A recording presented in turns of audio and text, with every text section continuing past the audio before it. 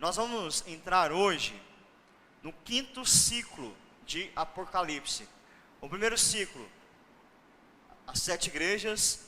O segundo, 7 selos. O terceiro ciclo, as 7 trombetas. O quarto, que é a mulher e o dragão.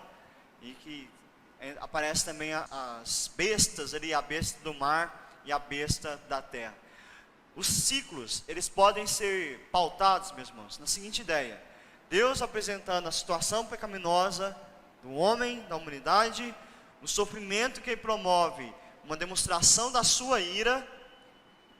Ele mostra também a preservação da sua igreja e aponta para o juízo final. Em todos esses ciclos nós vemos praticamente essa estrutura. Sobre tudo isso, Cristo é vencedor, né? O que rege toda essa história, todos esses ciclos, é a figura de Cristo, como sendo o vencedor sobre os seus inimigos, sobre a besta, sobre Satanás, sobre o mundo, sobre qualquer coisa que se levante contra ele. O quinto ciclo, o sexto e o sétimo, eles vão destoar um pouco, porque eles vão tornar-se cada vez mais intensos.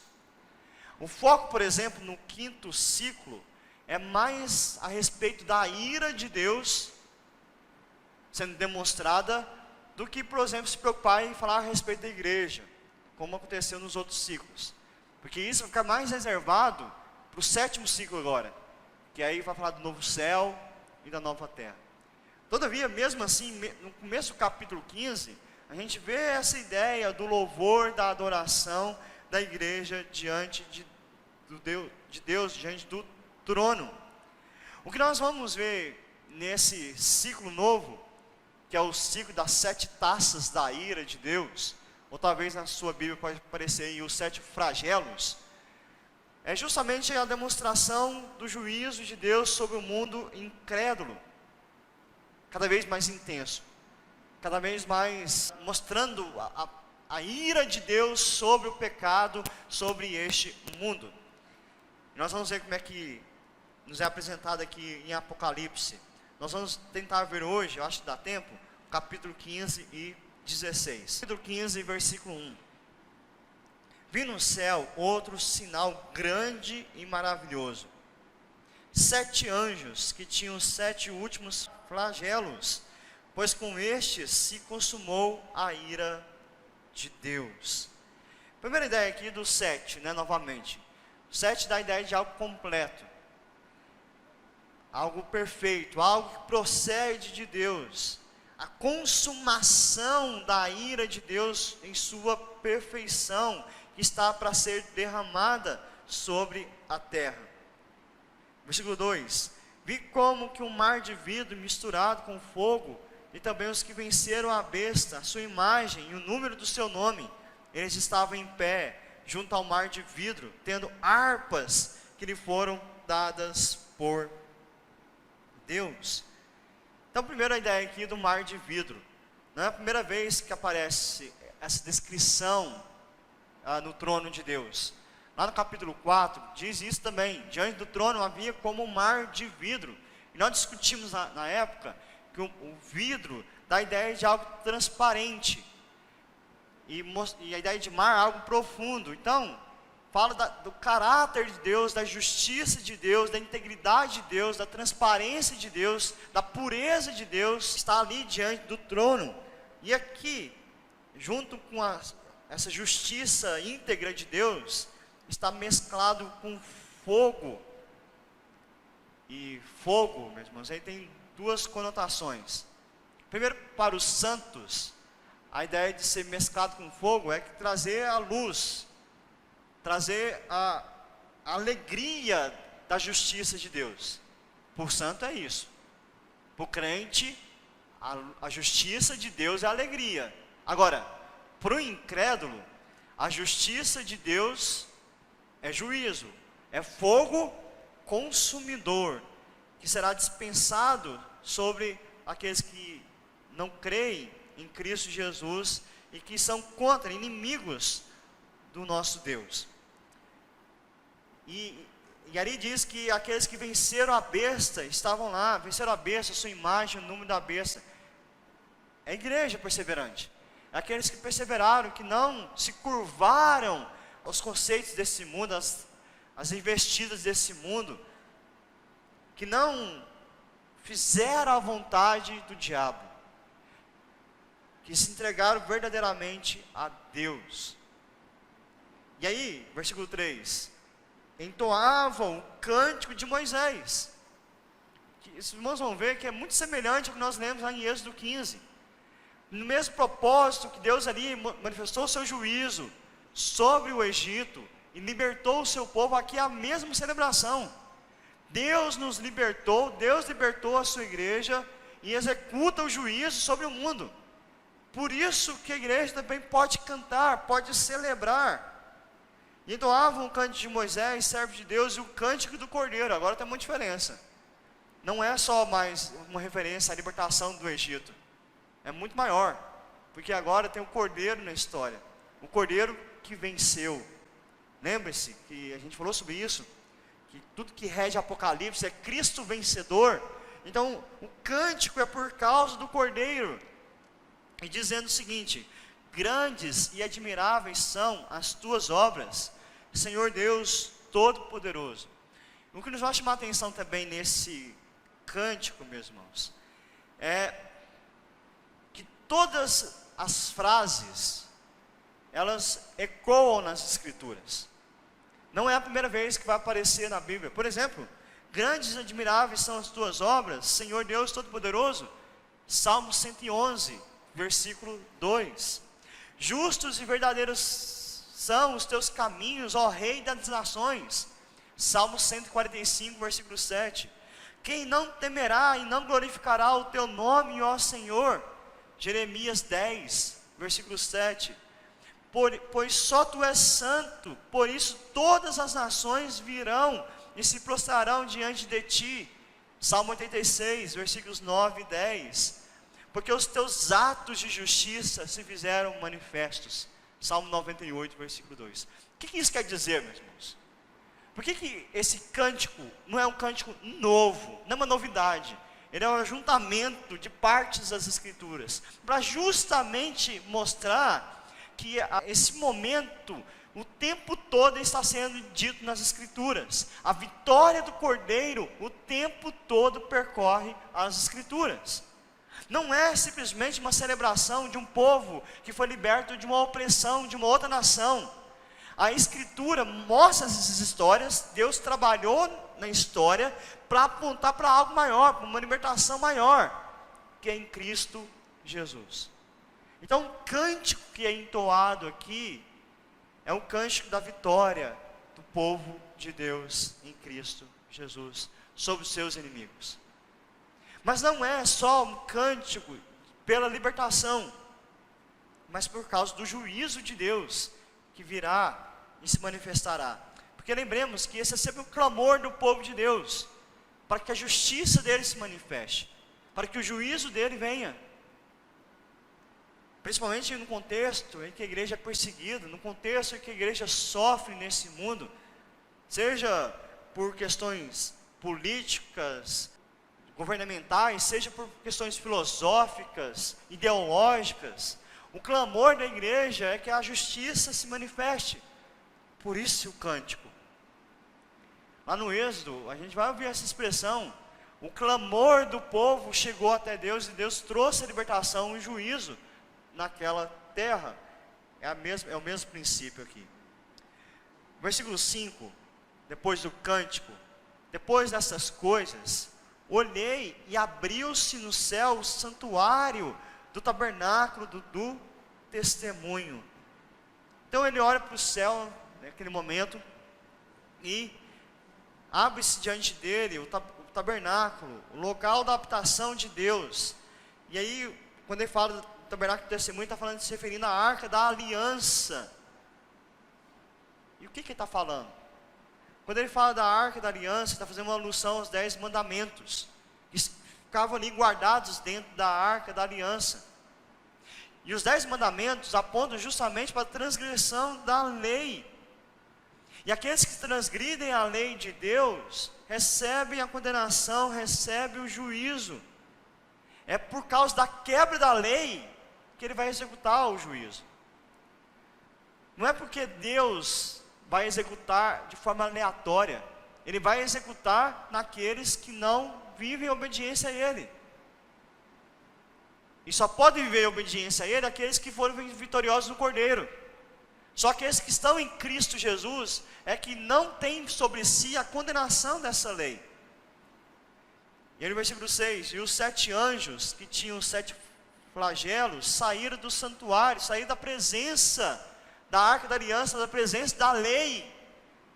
É como se estivesse dizendo, olha, a lei é essa, mas essa lei foi quebrada, essa lei não foi respeitada, agora é hora de trazer a punição.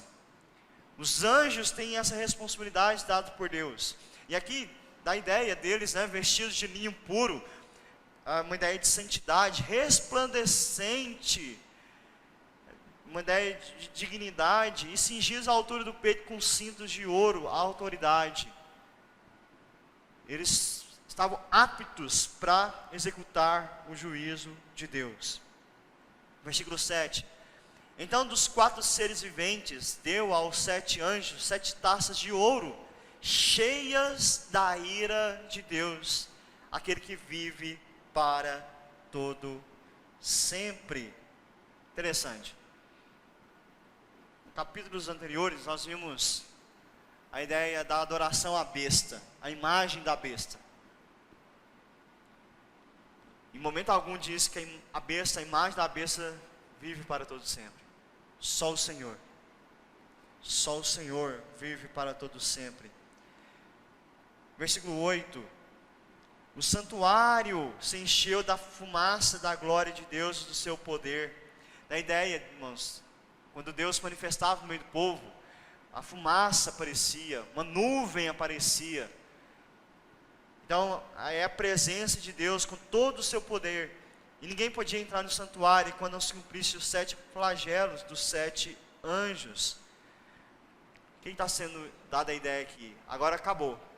Ninguém poderia mais clamar, orar, clamar por misericórdia, porque o juízo chegou. Não tinha mais tempo. A misericórdia de Deus agora é retirada do povo, é retirada da terra. A sua compaixão é subtraída, a sua paciência, a longanimidade de Deus é suspensa. E vem a ira. Os cálices da ira de Deus seriam derramados. E é isso que a gente vê aqui no capítulo 16. E aqui mais uma vez a gente vai ver paralelo com o Egito, um paralelo com os 7 selos. São sinais, são demonstrações do juízo de Deus sobre a terra. Só que a diferença básica aqui, meus irmãos, dessa série aqui das taças, como eu disse no começo, ela é mais intensa. Por exemplo, nas trombetas, nos selos, era dito que uma parte da terra, por exemplo, do mar, era destruído. Aqui a gente não vai ver isso. A gente vai ver algo completo. Porque se alguém tinha dúvida da ira de Deus, a atitude desse capítulo é para não ter dúvida. Ninguém escapa da ira do Senhor. Versículo 1, capítulo 16. Ouvi uma voz forte vinda do santuário, que é a voz do próprio Deus. Sempre quando é essa ideia da voz forte, é o próprio Deus dizendo aos 7 anjos: vão e derramem sobre a terra as 7 taças da ira de Deus, trazendo punição aos adversários.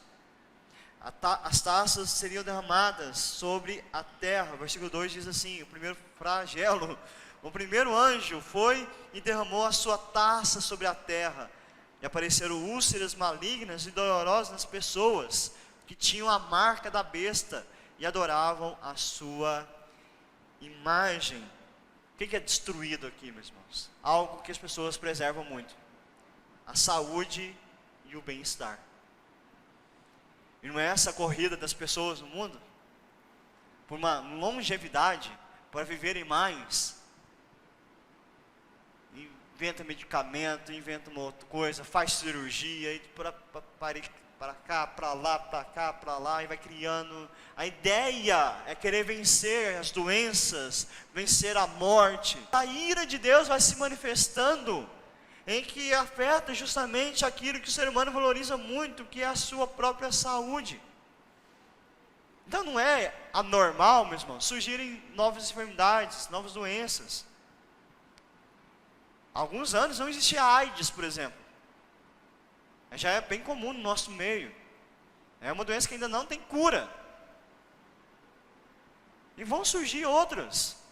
O princípio que aquilo que o homem tenta se manter em pé, Deus vai retirar. Deus vai retirar, mostrando que Ele é que tem o controle de todas as coisas. Versículo 3. A segunda taça. O segundo anjo derramou a sua taça no mar, e o mar se transformou em sangue, como de um morto. E aqui, morreu todo ser vivo que havia no mar. Uma cultura, principalmente no Oriente, em que boa parte da alimentação era retirada do mar, dos peixes, dos frutos do mar, já não tinha mais condição. Lembra que essa foi a primeira praga no Egito? O Nilo se tornar em sangue, não podendo usar a principal fonte de vida. É o mesmo princípio aqui. Deus retira qualquer providência. Versículo 4. O terceiro anjo derramou a sua taça nos rios, nas fontes de água, e se transformaram em sangue. Mais uma vez, agora ele atingindo a água doce, água potável, né? Nem a água pura eles teriam mais. Então ouviu o anjo das águas dizendo: Tu és justo.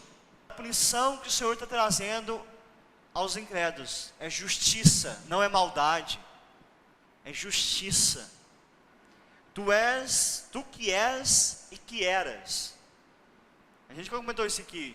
Em Apocalipse começa a mudar, né? Lá no começo de Apocalipse é aquele que era, que é e que há de vir. Agora, que és e que eras, porque já voltou. Ele já está manifestando o seu juízo. Tu és e que eras o santo, pois julgaste todas as coisas. Deus está mostrando o seu juízo, meus irmãos, a sua justiça. Versículo 6: Porque derramaram sangue de santos e profetas, também lhes deste sangue para beber, é o que merecem. Que está dizendo, olha, estes perseguiram o povo de Deus, perseguiram o Evangelho, perseguiram a palavra, eles estão recebendo a justa punição. Se eles derramaram sangue, que bebam sangue. É claro, irmãos, que isso aqui não é literal, tá? Lembrando sempre que Apocalipse é sempre as ideias que a gente tem que entender. Não é que no último dia vai acontecer exatamente dessa maneira. Mas aqui a ideia de justiça. Deus trará a justiça em prol do seu povo. Versículo 7: ouvi uma voz do altar que dizia: certamente, ó Senhor Deus Todo-Poderoso, verdadeiros e justos são os teus juízos. Mais uma vez é confirmado isso. A justiça santa de Deus se manifesta. Versículo 8: o quarto anjo derramou a sua taça sobre o sol, e lhe foi dado queimar a humanidade como com fogo. Agora aumentou ainda mais a questão. O sol, meus irmãos, ele é considerado uma bênção de Deus para todos, para crente e descrente, para todo mundo, né? A gente considera o sol como uma bênção.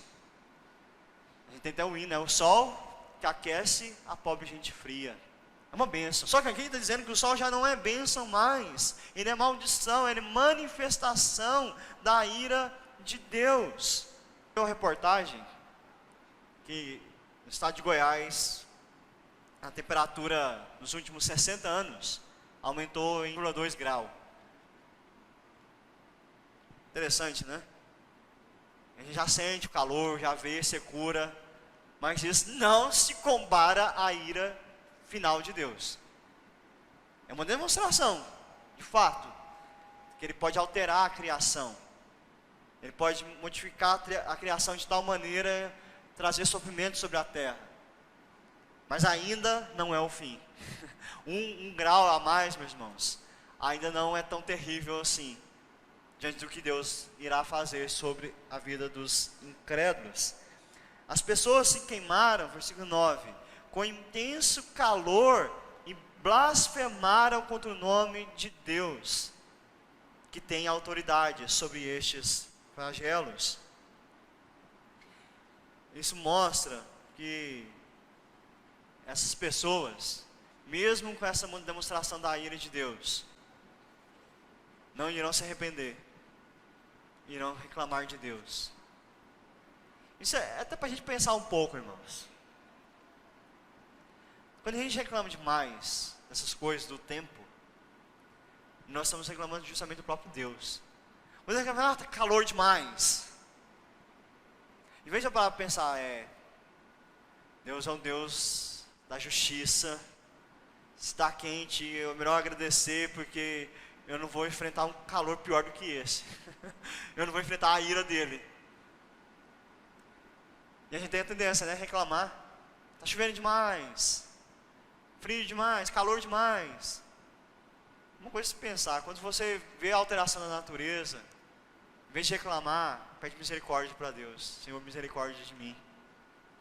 Eu não quero ser alvo da sua ira, da sua justiça. Eu quero estar verdadeiramente em Cristo Jesus. Porém, não se arrependeram para darem glória a Deus. Não há arrependimento. Não há. Versículo 10. O quinto anjo derramou a sua taça sobre o trono da besta.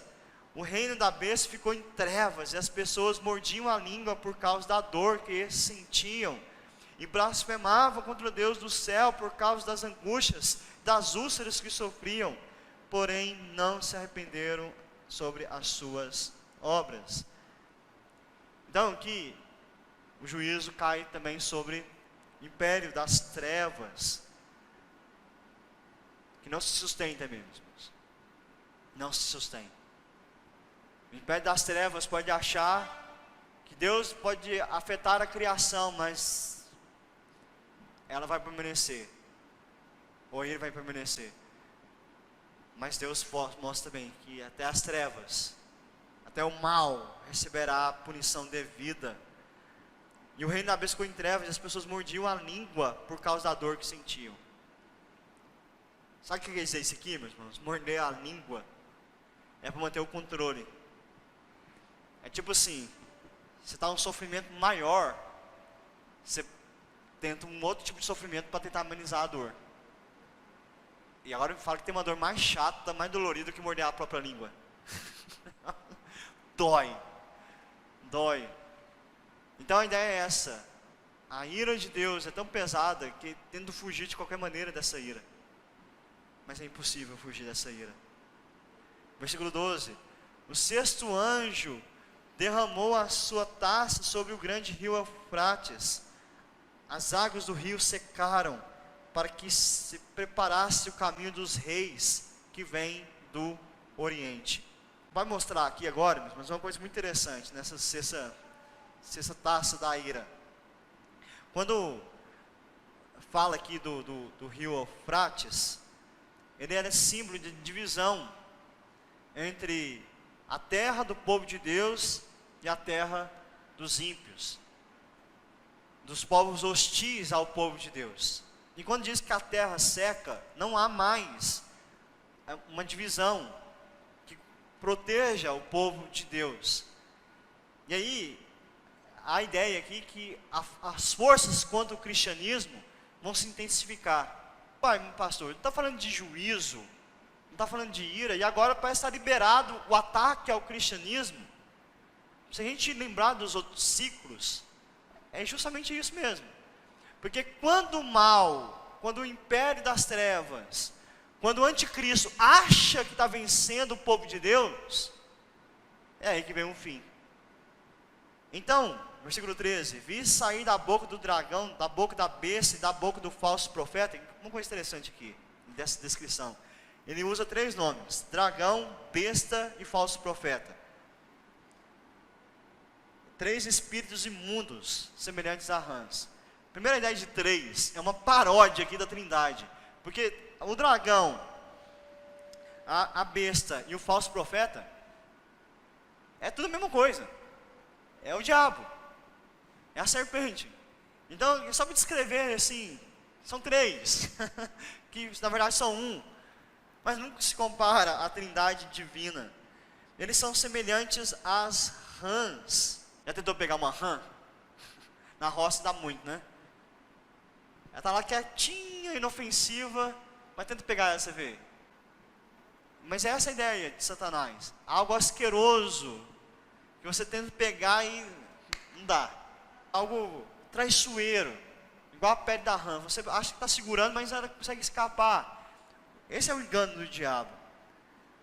Versículo 14, são espíritos de demônios, operadores de sinais, e se dirigem aos reis do mundo inteiro, a fim de ajuntá-los para a batalha do grande dia do Deus Todo-Poderoso. Então, isso a gente já viu também, a ideia do diabo enganar as nações. Mais adiante a gente vai ver sobre isso, sobre o diabo ser liberto, que hoje ele está preso. Mas quando ele for liberto para enganar as nações, que a ideia parece que o mundo está vencendo, ele vai fazer isso por meio do engano, se juntar aos poderosos para enfrentar o povo de Deus. E essa batalha aqui, meus irmãos, não é uma batalha de armas, é uma batalha espiritual, meus irmãos, que é muito mais intensa do que uma batalha armada física. É muito mais complexa, muito mais sutil.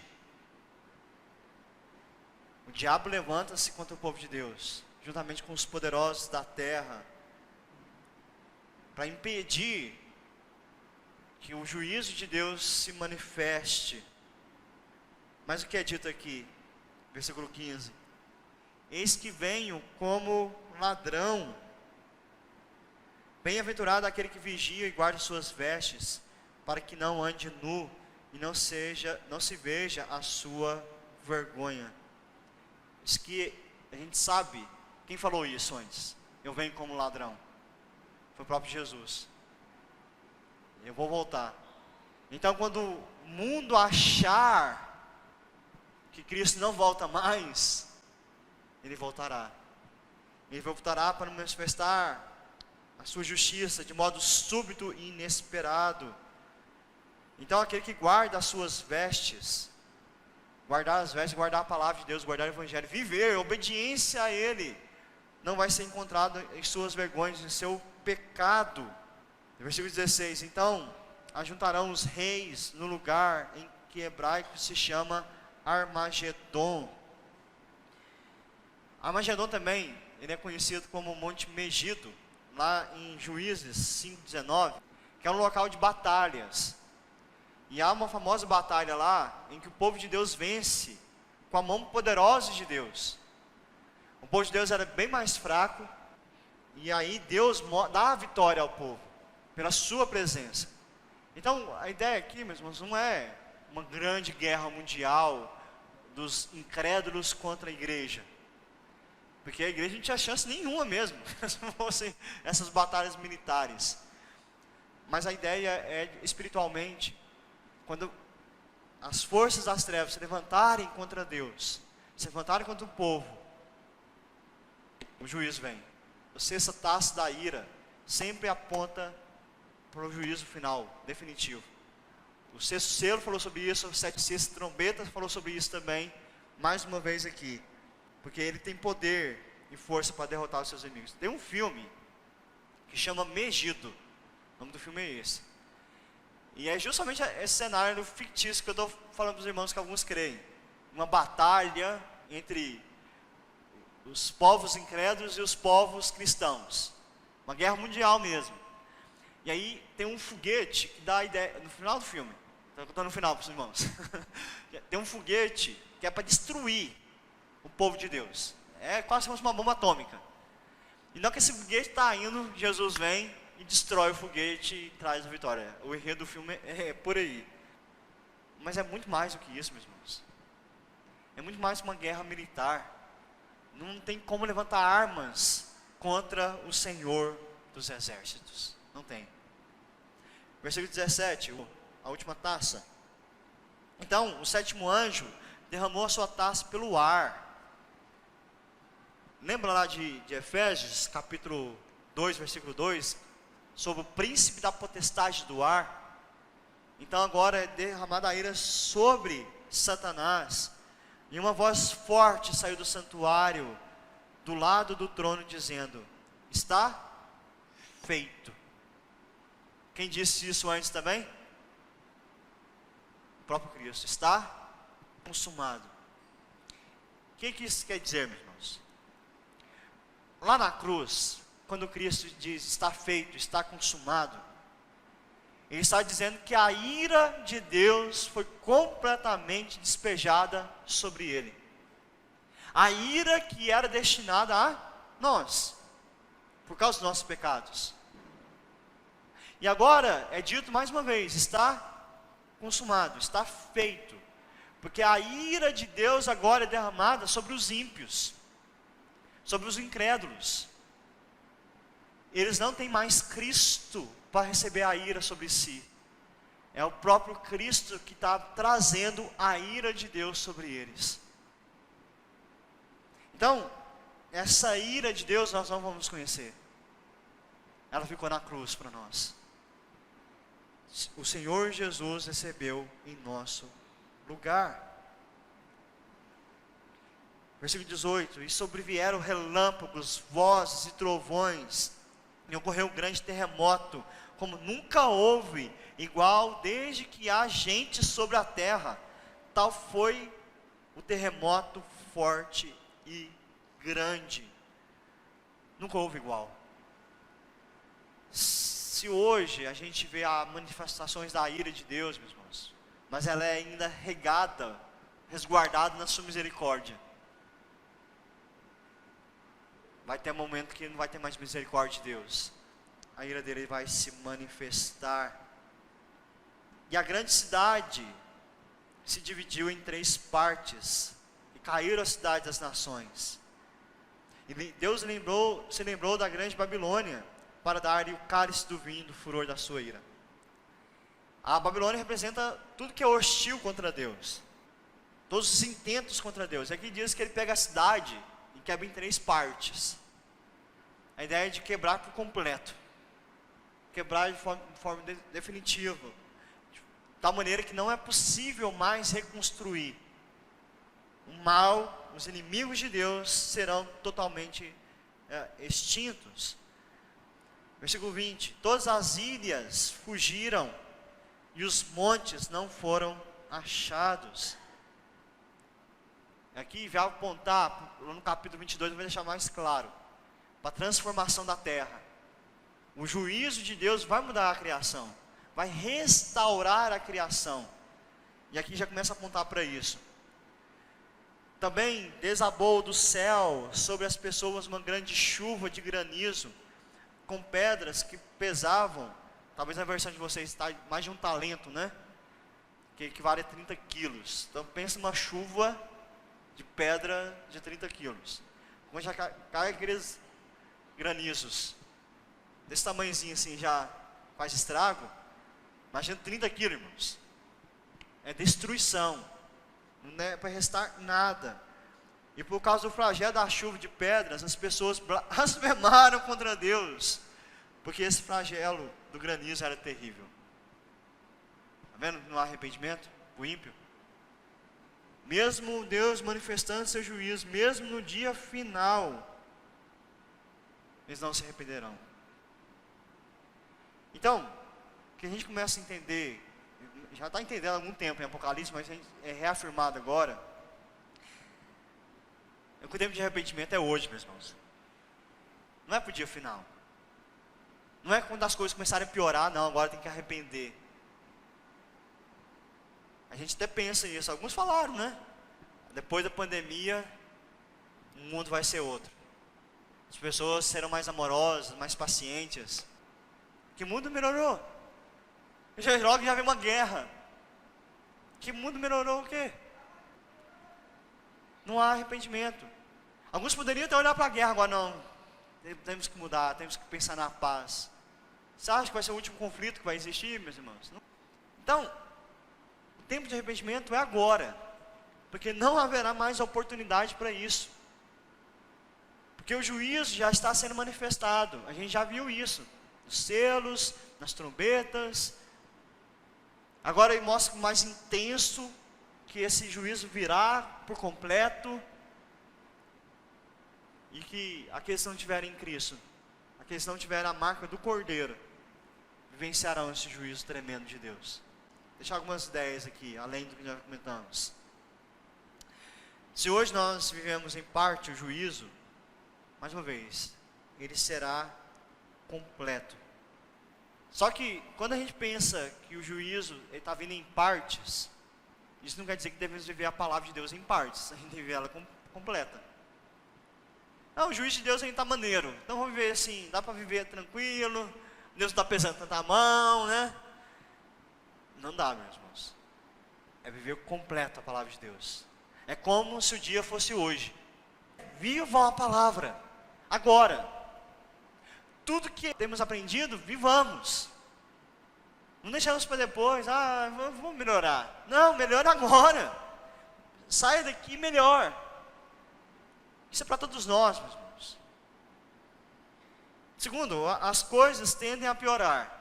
Nós podemos orar por dias melhores. Podemos clamar, Senhor, traga dia de paz.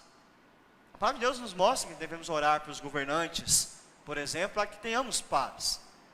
Podemos clamar a Deus por um avivamento, para que nosso país se transforme e haja mais cristãos verdadeiros.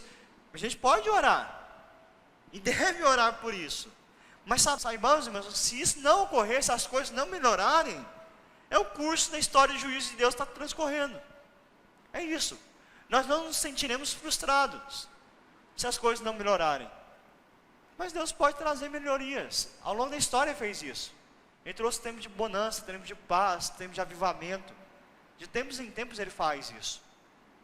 É claro que a tendência é acabar nesses tempos, até que cheguemos ao novo céu e a nova terra. Por fim, não reclame tanto do seu sofrimento. Não reclame tanto. Primeiro, que tem como sofrer mais do que você está sofrendo. E segundo, que o seu sofrimento não é eterno. Do pecador, do ímpio, do incrédulo, ele é eterno. Mesmo que ele não esteja sofrendo agora, mas verá o sofrimento eterno, intenso. Nós não. Nós como igreja, como povo de Deus, nós sofremos agora. Mas o sofrimento vai acabar para nós. Porque nós não vamos experimentar eternamente a ira de Deus.